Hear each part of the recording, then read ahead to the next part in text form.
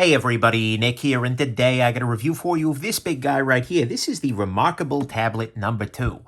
This is a device that is meant for two things, for note-taking and for document reading, and I figured I would check one out because increasingly electronic devices are a part of our everyday lives and are a part of our everyday carry. And I could see this being a very useful tool for somebody who lives a certain kind of life and has certain kinds of tasks. So I figured I'd check one of these guys out. But first off, I want to thank very much my Patreon patrons for helping me, well, do this. Thanks, patrons. There we go.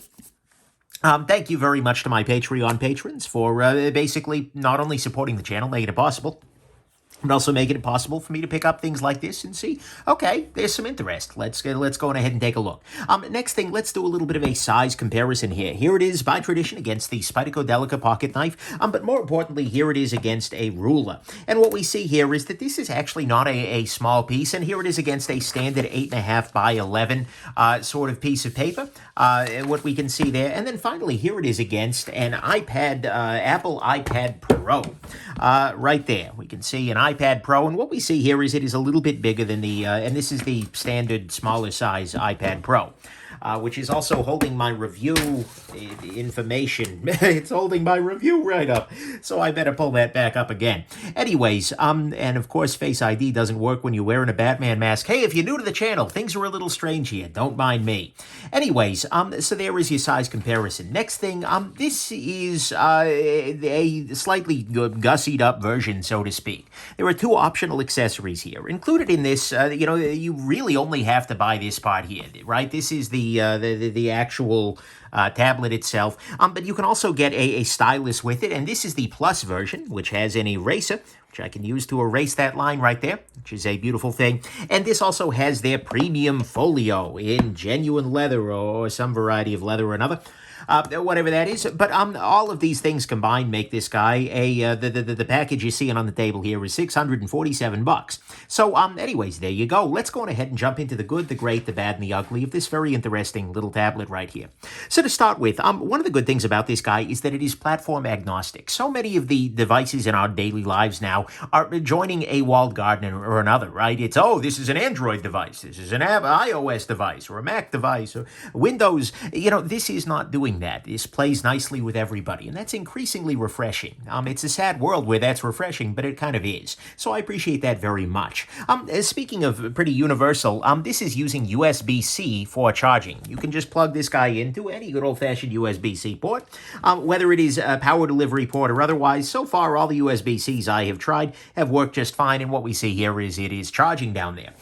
So that's a nice thing. Next thing, the pen attachment on this guy is quite firm. It takes a little doing to get this guy off of the tablet. This guy snaps right on there, much more securely actually than the Apple Pencil snaps onto the iPad Pros, at least the modern versions. So I appreciate very much that attachment there, although there is no loop or anything like that on the folio, so this really is only on there magnetically.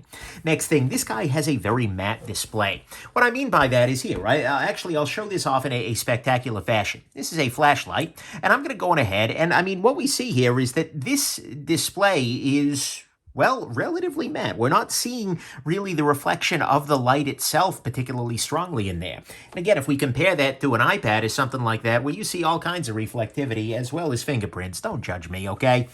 This guy is absolutely a... This matte finish is very, very nice. It also makes it very resistant to fingerprints. You don't get those fingerprints on there because it is a very matte finish, so I like that very much. It's also quite nice when using this as a tablet for paper. See, this kind of feels a little bit like paper. And I'll go ahead and I'll draw some exclamation points and a squiggle. So there you go. Next thing, the syncing on this guy works pretty well. What I mean by that is getting documents to and from the tablet. It is done all through a cloud-based service, through Remarkable Sync. Of course, the downside of cloud-based services is they can go away in the future. But nonetheless, it is very transparent. You just open up the app, and the app works just fine. I used it on a Mac, but I'm sure it would work fine elsewhere. You drag something into the app, and then, 30 seconds later, it shows up on your tablet. No freaking problem, right? Easy peasy, lemon squeezy.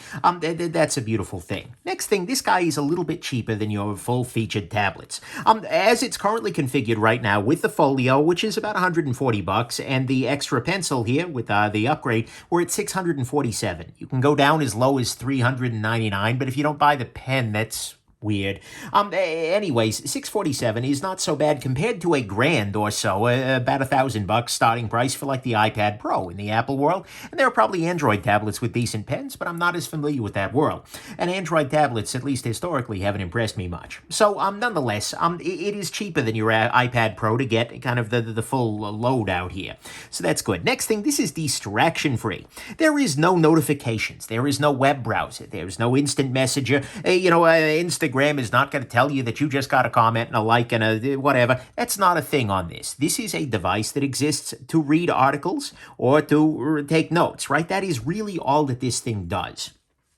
And so I actually appreciate that very much. It makes this a much more sort of analog experience than on, conventional tablet. Mind you, you can get the same thing by turning on Do Not Disturb, but that can definitely be a nice thing, and that was one of the things that I'd sort of hoped would make this guy a little bit more interesting and useful. Next thing, this is very thin and very lightweight. This is it is thinner than the iPad Pro, and it feels remarkably so, and it is quite light. I appreciate very much the fact that this is...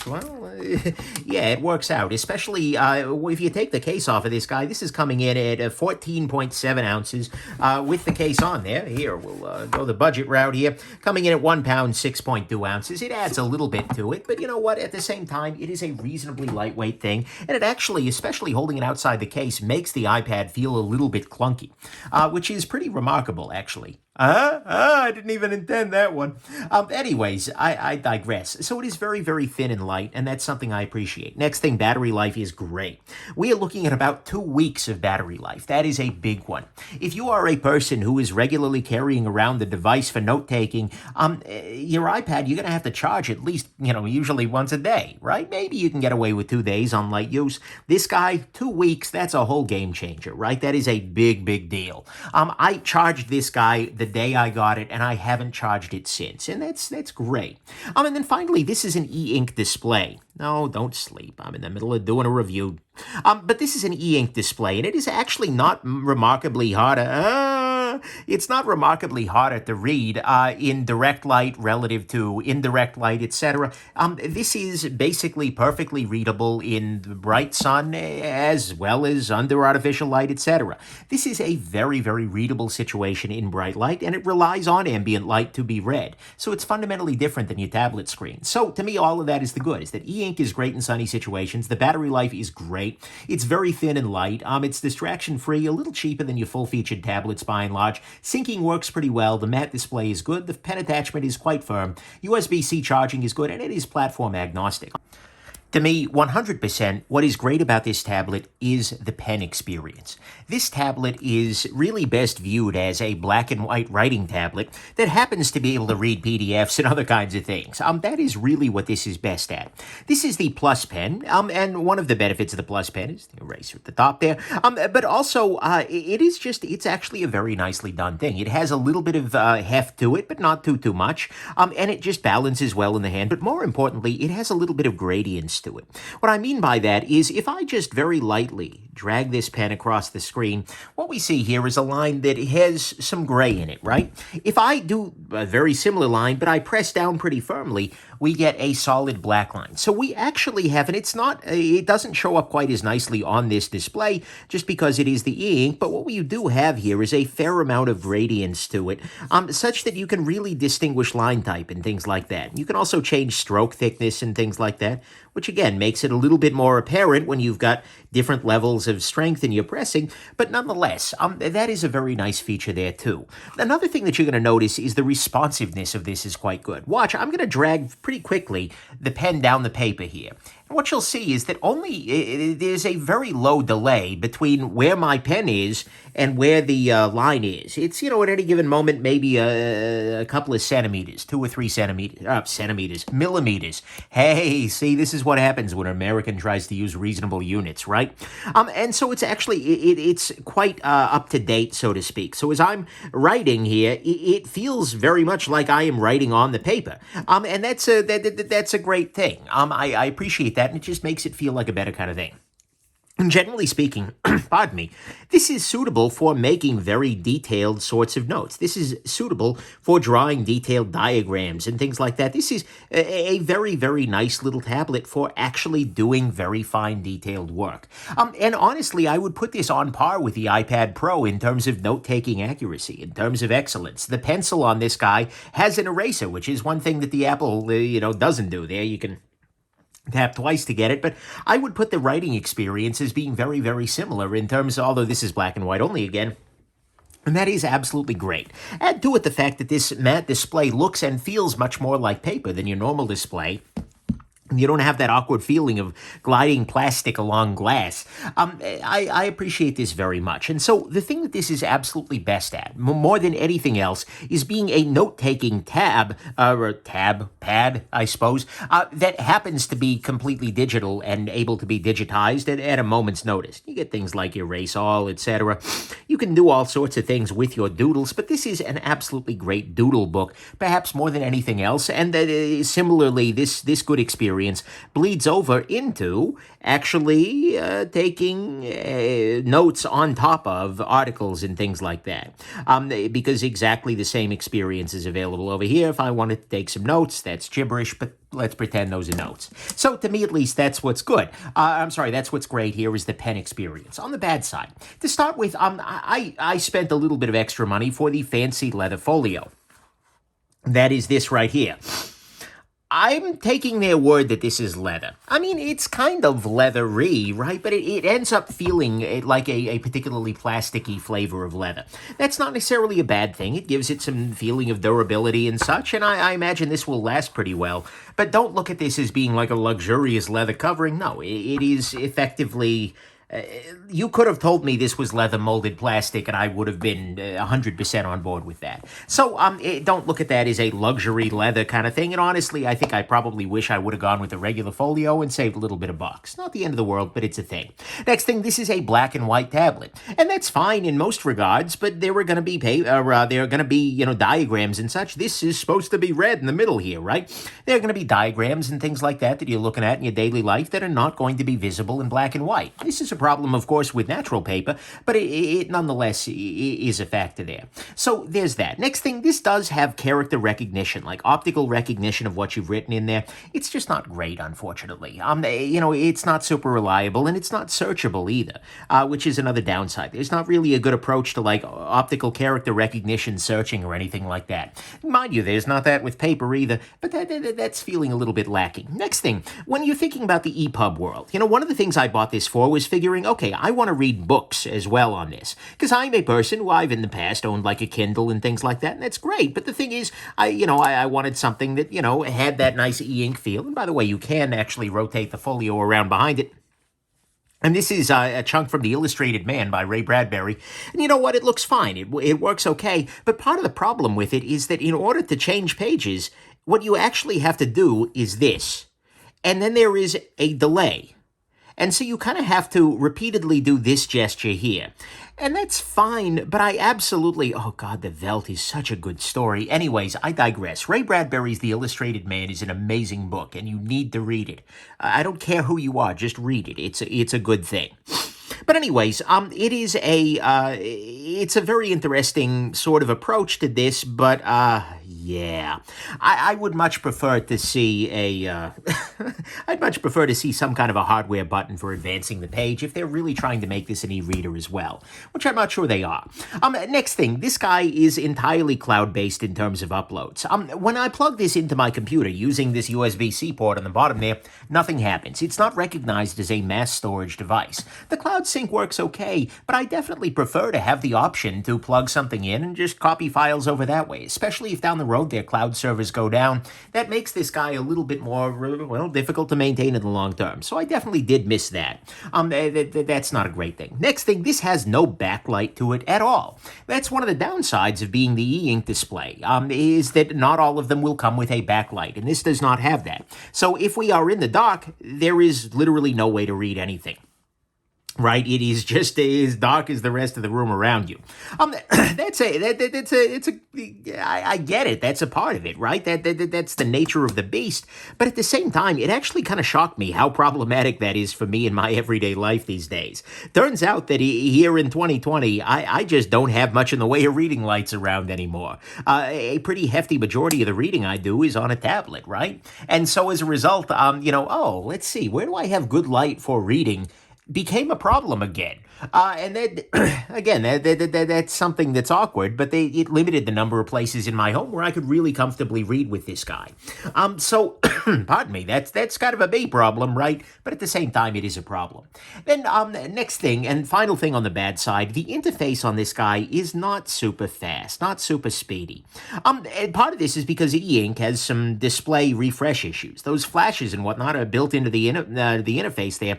But it is the case that, for instance, as you're moving around through things, it definitely takes some time. And especially things like, and I don't have that many articles on here at this point, but if you're doing things like scrolling through a large list of articles, it takes a long time. It's just like scroll, wait, scroll, wait, scroll, wait. And going back to the responsiveness of an iPad or even just another tablet was definitely a nice thing. So, to me, all of that is the bad. The interface is very slow. There's no real backlight on this guy. The upload workflow to this guy is entirely cloud-based, which is not necessarily amazing. There are no hardware button for turning pages, which makes reading ebooks a little bit less enjoyable, frankly, than it otherwise would have been. Character recognition isn't particularly worth using there, and not super searchable anyways. It's black and white, and the folio on this guy, although I can certainly acknowledge this could be a form of leather, doesn't feel all that leathery to me. On the ugly front, there were unfortunately two ugly issues. The first one is that the contrast on this guy is not amazing. It's okay, right? It's fine. You can definitely tell black from white. And in fact, it's better than some of the eInk devices I've used in the past. The problem is, it is very much scale dependent.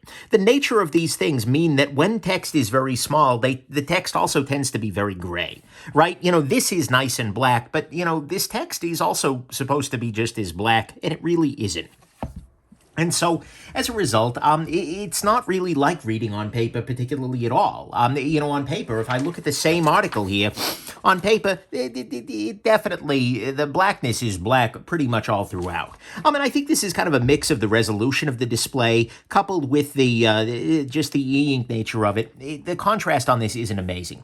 But the biggest issue that I had with this guy is actually a small issue, and that is that the screen is relatively small relative to the device. What I mean by that is that this is a big device, right? But the screen only takes up a finite portion of it. And as a result, I got this primarily to read full-page PDFs. As a scientist, I end up reading a lot of freaking papers, and they all look roughly like this, although, different journals and such. But the thing is, depending on the nature of the paper, can be more or less wasted space around the outside of them, right? The text itself can be relatively small. If I print this exact same page out on an actual piece of paper, this is the size at which it is supposed to be written, right? Pretending that in 2017 they were still thinking about, actual pages. But still, the text is much, much, much larger on an actual sheet of paper. And the difference between a sheet of paper and this little display here is actually quite large. And so as a result, it is really small. Some of the text can be very, very tiny. And in fact, it gets even worse if I go to a PDF, for instance, like this one here, where this is, typeset in LaTeX, that is, and it is absolutely tiny. The amount of text on this is relatively small, and the text itself then is relatively small as well. There is a zoom function on this, and you can do that, but the problem is it's not like a super responsive zoom. It's not like a pinch-to-zoom sort of affair, where I can really tune it into place easily. Instead, you're having to... Can I do that? I don't think I can do that. You're having to... Oh, no, I think that started to work. Either way... Oh, no, that was the change page thing. Either way, there is a lot of wasted space here, and it's not easy to expand it out. And because this is so much smaller than an actual piece of paper, the articles that you end up reading can have remarkably small text. And that's sort of the norm, right? The text gets really, really tiny. So as a result, unless the text starts off really big big in the source paper, it gets very, very difficult to read. And this is a device that is bigger than an iPad, but actually has a smaller screen in terms of actual visible size than the iPad, and is much, much smaller than the sheets of paper that it so often is going to need to replicate. And so as a result, even though I have good corrected vision, this makes it really tricky to read. I am staring at little tiny text on a page, and that's just not ideal. So I got about 4 articles into this before I realized, you know what? This isn't going to work for this. I need to be using something a little bit bigger, and I need to be using something where Zoom is a much more straightforward thing, because this isn't going to be a thing. So to me, at least, those are the ugly issues, is that this screen is quite small relative to the device, but more importantly, relative to an actual sheet of paper, which is going to be the size that a lot of the stuff that you end up reading is based for. And then the screen has relatively poor contrast in small type sorts of situations. Final conclusions here. This is a very, very weird product, right? It is a platform agnostic device, which I appreciate. It's got some nice details, a nice display finish, easy sync, no distractions, lightweight and small, thin design, great battery life, a sun visible display, and a really nice note-taking experience. Unfortunately, the handwriting experience can be a little bit touch and go in terms of trying to convert that into text. There are no buttons except the one on the top here to unlock it there. Oh, there you are. There is, it's cloud first in terms of workflow. There's no backlight. The interface is pretty slow. Contrast isn't amazing for small text, and the screen is just too small if you're reading full-size PDFs most of your time. I bought this guy. The reason this came across my table are 2 things. A device that can be used for reading things that has a battery life of 2 weeks. Okay, I'm interested. This seems like a good part of a potential everyday carry, but more importantly, I was hoping for something that would basically replace paper, or replace looking at research papers on a computer screen, which is not ever really a great experience. I hope for something that I could basically just like, and the thing is, on paper, it's not that much smaller than an actual sheet of paper, right? But I failed to account for the amount of bezel. I failed to account for the amount of all of that stuff, and as a result, this is not really good for reading actual, like, PDF-style papers. That would be great, but this isn't exactly it. And so, as a result, this didn't really work. Although it does give the distraction-free experience, and it does have the great note-taking, it's just not going to work for me. The ebook reading is awkward without good buttons, and the screen is a little too small and too low contrast for reading comfortably with these full-size PDFs. So as a result, for me and my use cases, this turned out to be a little bit of a disappointment here. I can totally see this being more interesting, more enamoring if you don't already have a tablet. If this is your only real means of reading something outside of your computer, or more importantly, if this is your only means of handwriting outside a computer, then I can see this. Or if you are a serious paper note taker, but you want to go digital, absolutely 100%. This could be absolutely amazing. As a note-taking tool, yeah, A+. This could work really, really well. But in terms of as an e-reader, not necessarily sure that's going to be the case. I think for most people, you'll probably be a little bit better off taking the cash you would spend on this and then putting it towards a more full-featured tablet. And so as a result, especially given that I do have a full-featured tablet in my life, this guy's going to get moved along. And, I got to be honest with you, considering how much hype there was about this device, it's a little bit remarkable how little I'm tempted to keep it around. So there you go. Hope this has been interesting to you. Have an absolutely wonderful rest of your day. Bye now.